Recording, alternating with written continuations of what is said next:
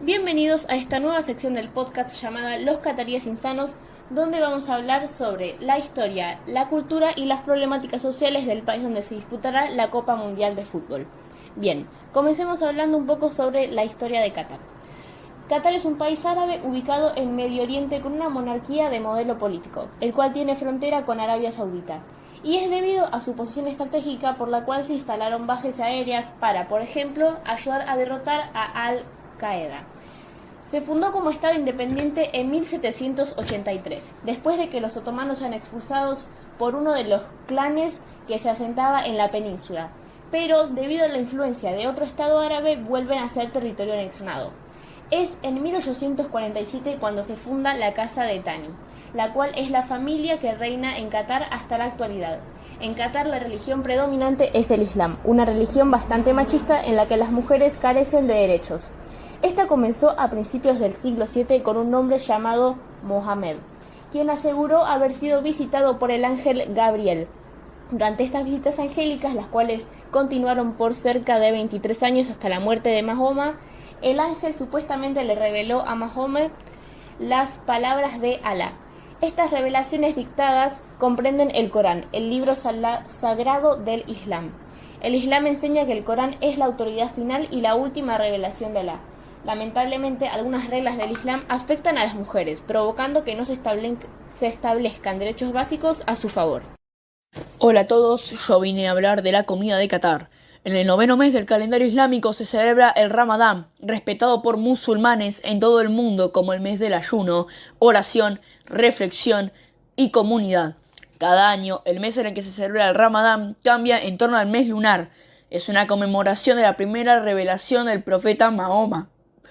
Durante el Ramadán se suelen preparar diversos platos tradicionales, como por ejemplo la madrouba. Este es un sabroso plato típico de Qatar, que se prepara con gachas de arroz que puede acompañar a cualquier comida. La comida de Qatar es de gran nivel, sino con productos típicos de su región, como los pescados y mariscos. Aquí se podrán disfrutar de todos los platos típicos de la comida árabe, con algunas recetas propias de ese país.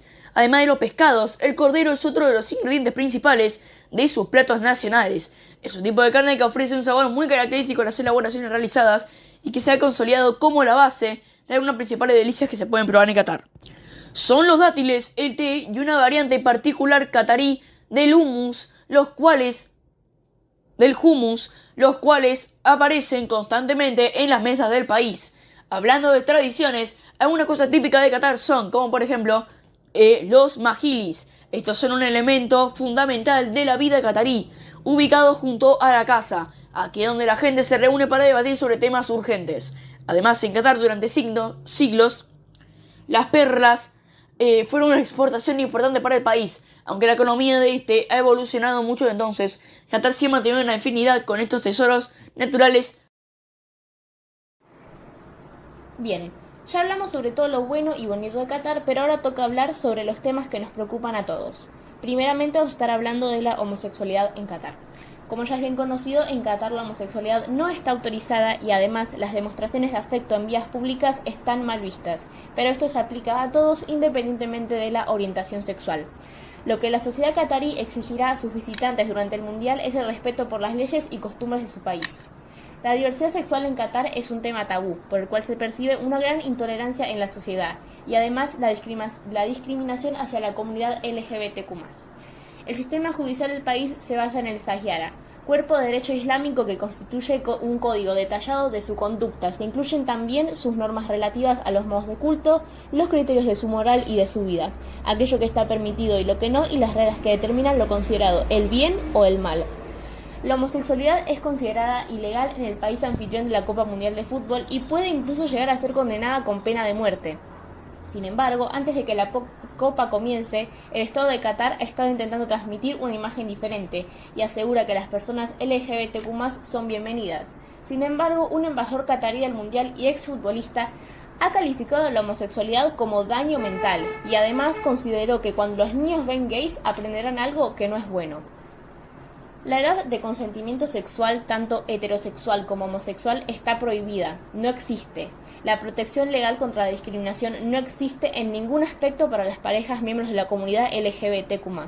La protección legal de pareja, como acceso igualitario a la unión civil, matrimonio entre personas del mismo sexo, no hay.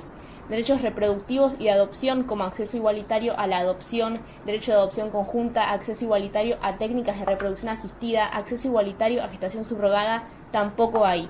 Y por último, derechos de género como el cambio sexual legal o el cambio de sexo en la documentación están prohibidos. Y otros derechos como servicio militar y donación de sangre tampoco son accesibles para miembros del colectivo LGBTQ+. Otra problemática presente al día de hoy es el tema de las mujeres. El Mundial de Qatar 2022 ha puesto en el punto de mira la situación del país. En un estado de 2,9 millones de habitantes, de los que solo el 25% son mujeres, muchas de ellas siguen siendo discriminadas ante la ley. En virtud del sistema de tutela masculina, continúan estando ligadas a su tutor varón, habitualmente algún familiar suyo, y, en caso de estar casadas, su esposo.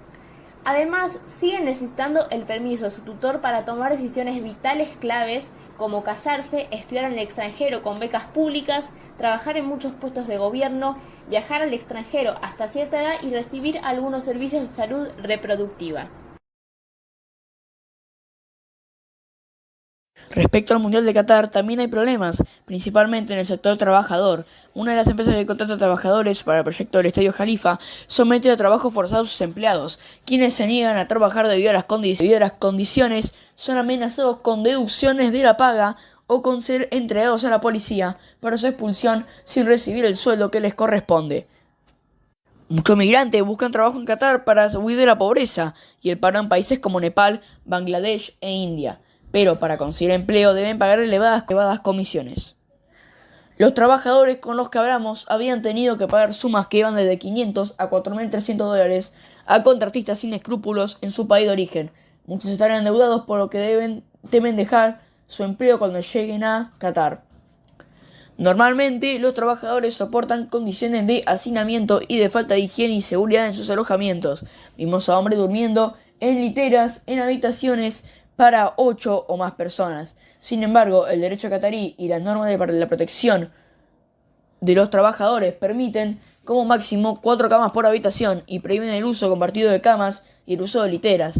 Los agentes de contratación, además, hacen falsas promesas respecto al salario que recibirán los trabajadores y sobre la clase de empleo ofertado. Los $300 al mes que a un hombre de Nepal le habían prometido que iba a cobrar resultaron ser solo 190 una vez que empezó a trabajar en Qatar. Cuando los trabajadores explican a la empresa que les habían prometido un salario superior, esta se limita a hacer oídos sordos. A veces no se pagan los sueldos durante varios meses. Esto puede tener consecuencias desastrosas, ya que los trabajadores no pueden pagarse la comida, enviar dinero a sus familias, ni hacer pagos sobre préstamos asociados a la contratación. Una situación que a muchos les lleva al borde de la desesperación. Algunos empleadores no expiden o renuevan el permiso de residencia a sus trabajadores, a pesar de que están obligados a hacerlo según el derecho catarí. Con estos documentos de identidad, los trabajadores pueden demostrar que tienen permiso para vivir y trabajar en Qatar. Sin ellos, pueden ser encarcelados o multados. Los empleadores habían confiscado el pasaporte a todos los trabajadores con los que hablamos. De hecho, si quieren salir de Qatar, deben conseguir un permiso de salida aprobado por su empresa. Pero los empleadores suelen hacer caso omiso de estas solicitudes, o incluso amenazan a los trabajadores diciéndoles que no pueden marcharse hasta que se termine el contrato, lo que podría significar otros 2 años. Si los trabajadores se quejan de las condiciones o piden ayuda, normalmente son intimidados y amenazados por sus empleadores. Así nos contó un migrante que trabajaba en las obras del estadio Jalifa. Fui a la oficina de empresa, le dije al gerente que quería irme a mi casa, en mi país, porque siempre recibía la paga con retraso. Me dijo a gritos, sigue trabajando o no tiras nunca. Y bueno, señores y señores, hasta aquí ha llegado el podcast de los cataríes insanos. Y bueno, hasta aquí ha llegado el podcast de los cataríes insanos. Yo soy More. Soy Juan. Y nos vemos en la próxima edición.